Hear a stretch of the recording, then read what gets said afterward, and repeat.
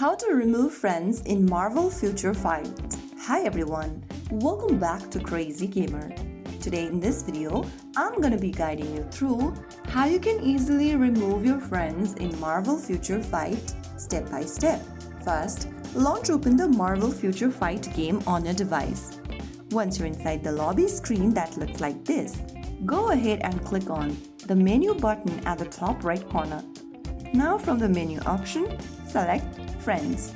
Inside in-game, you'll see all of your friends that you've added. If you want to remove a friend from your friend list, all you need to do is to find this human with a small cross in it right next to the friend.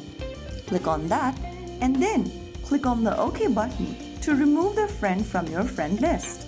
Soon after you click OK, your friend will be deleted from the Friends tab. So that's it. That is how you can easily delete a friend on Marvel Future Fight. It is a simple way to manage your friend list and keep it up to date. If you found the video helpful, don't forget to like, share and subscribe to our channel.